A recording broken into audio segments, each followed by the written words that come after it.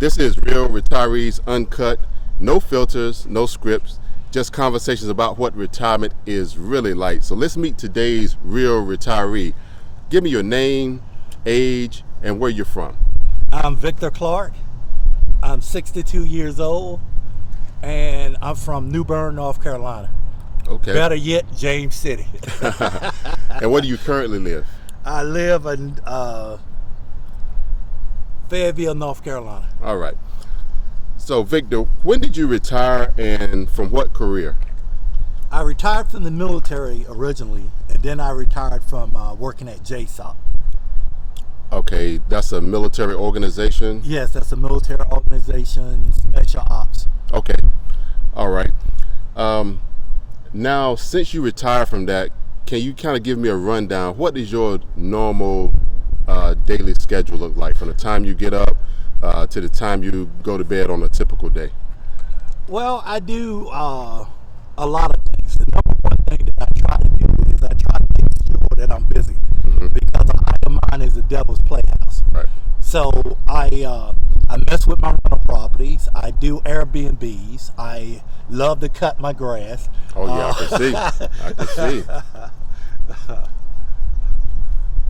And I exercise. I go to the swimming pool, and I love to talk to people about finances.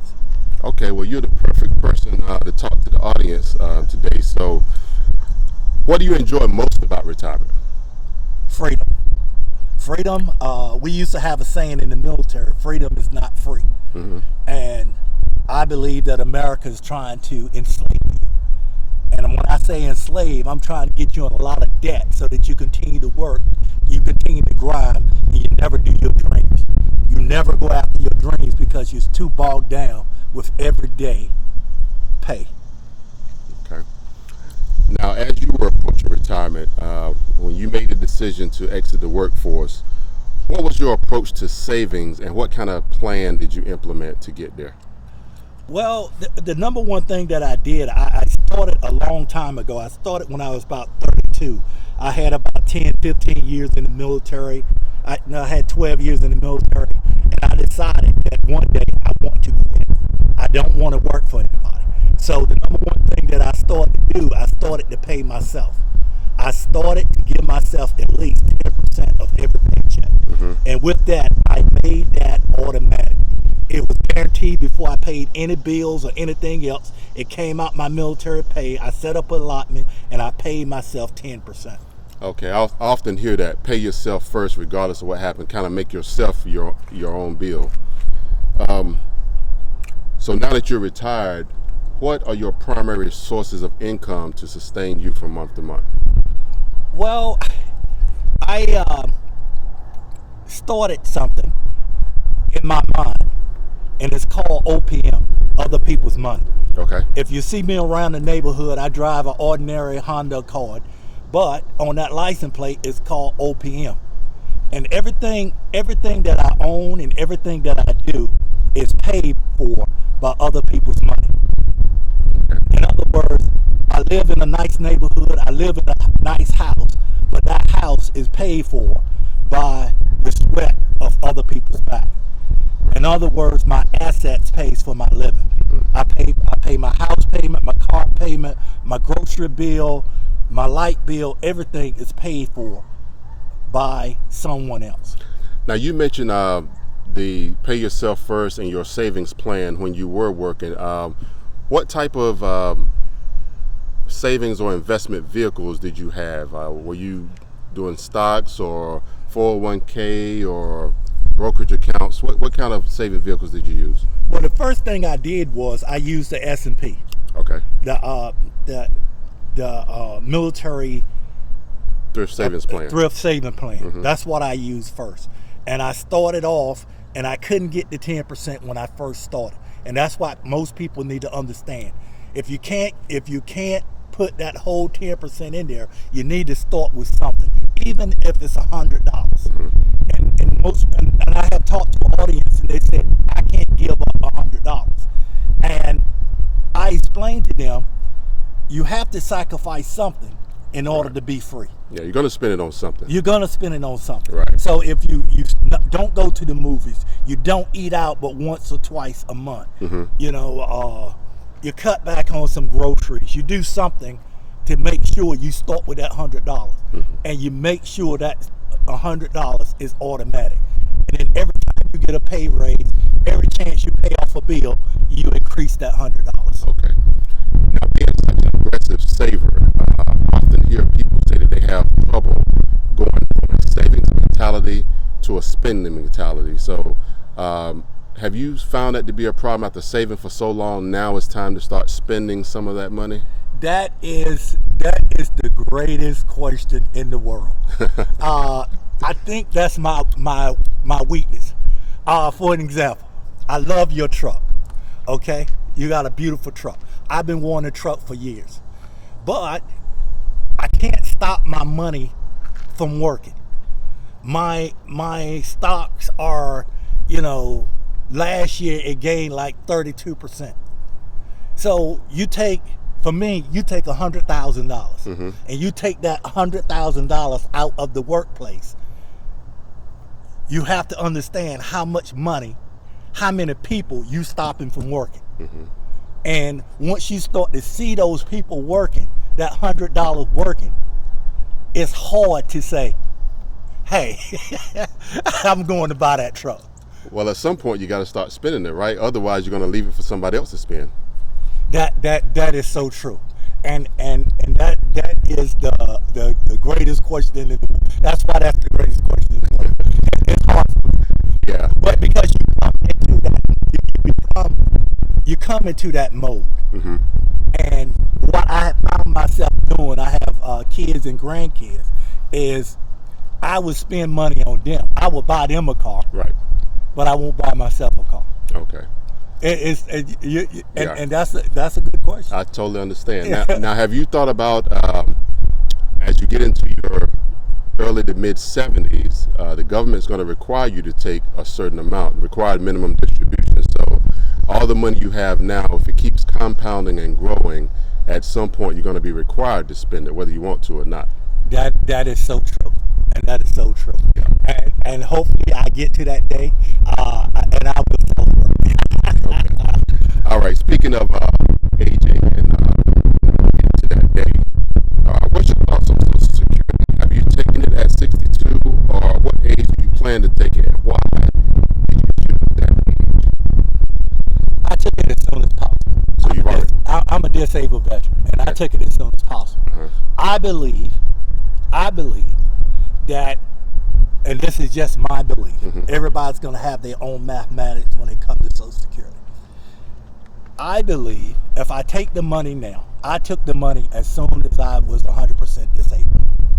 And the reason I took it is because I understood finances and I understood the stock market. And I took that money, and every month I put that money into a stock. For an example, if you had taken $10,000 20 years ago and you had put it into Apple, that stock would be around $1.5 million or even more. Yeah. So you it's a risk. You're on the other end, people say you're losing money. I understand that. But I believe they're taking my money and they're investing it and making money. But I can take that same money now and I can invest it and make money. And probably make more in some And cases. make more. Yeah, and there's no guarantee that you're going to live until 67 or 70. Yeah. So what has been your biggest challenge or your biggest surprise since you retired? My biggest challenge is time management. And it's also probably my biggest surprise is everybody wants you to do what they want you to do. Everybody has a thought of what you should be doing or how you should be thinking. I went back to college. I finished my degree. I have a degree in finance, banking, and management. I'm able to spend time with my grandkids. I'm able to do what I want to do. Um, Okay. I live the dream. I believe I'm living the dream. Yeah. Now, have there been any major lifestyle changes? Have you downsized your house? Have you started to travel more? Anything significant that has changed in your life? No. Okay. This is one thing that I tell people, and I try to be very careful because I don't want people to think that I'm bragging. I was able, since I retired, buy several houses, and my brother asked me, how are you able to buy a house in DC, a house in a great neighborhood in Fayetteville, and buy other properties and you don't work? I explained to him, the bank don't care about where you work. What the bank cares about is what they see in black and white, Your assets. your assets. Right. That's what they care about, how you look on paper. Right. And in other words, I believe I'm living the dream. Okay. Now, have you developed any new hobbies, interests, or skills in retirement? I think that the number one skill that I have learned is, and I have improved on, is how to communicate with different people. Mm-hmm.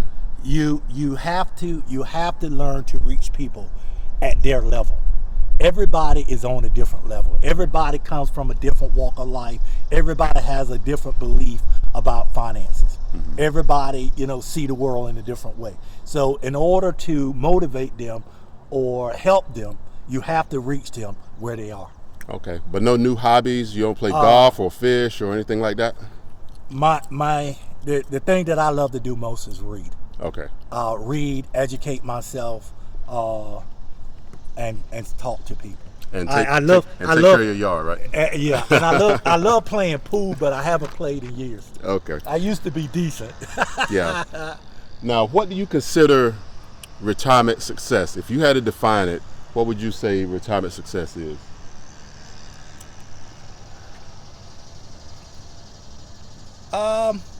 I think just being able to do what you want to do, enjoy your life, look at your dreams. What did you dream of doing? When you was a kid, go back to your childhood. Yeah. That's what I tell people all the time. Go back to childhood. Look at what your vision was for your life. Now is the time to chase that vision. You have paid the bills, you have taken care of the kids, and now it's time to chase your dreams. It's really time to chase your dreams. Warren Buffett, I was reading one of his books the other day, and he said he made $80 billion since the time he was 65. Okay. That means once you reach 65 or whatever your retirement age is, that means life doesn't end there, life begins there. Yeah. Now, looking back over your career, as you were planning for retirement, if there's anything that you could do differently, what would it be, if anything? I would ask people that's above me, I would ask them more questions. Mm-hmm. I would listen to people. I had great mentors, great people that tried to help me, and I didn't listen. I didn't focus on what they were saying. And if I had listened and taken the jobs that they had told me to take, I would have been in a different situation. What about seeking retirement advice? Did you kind of go at it on your own, or did you talk to people who had already retired, sort of like what we're doing right now? I would talk to people that had already retired. Okay. I would listen to them. And the number one thing that I tell everybody is get an education, improve yourself. I don't care if you have a master's degrees, 2 master's degrees, a doctorate. Improve yourself. Always continue to improve yourself.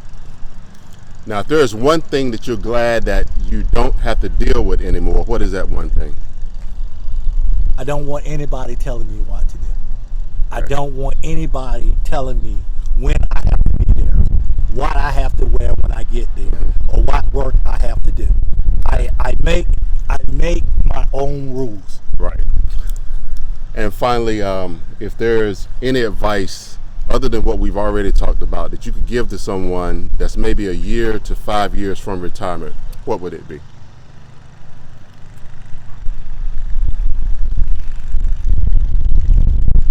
Make a vision board.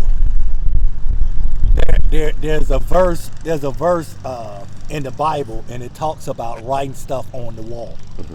And if you have a vision board and you look at that vision board every day, and you look at your goals and your plans and where you want your family to be, that vision board will help carry you there. Because every day you look at that vision board, you look at that writing, it motivates you to do something in order to accomplish those goals. All right. Well, a lot of great advice there, and I thank you for your time. And please like, share, and subscribe.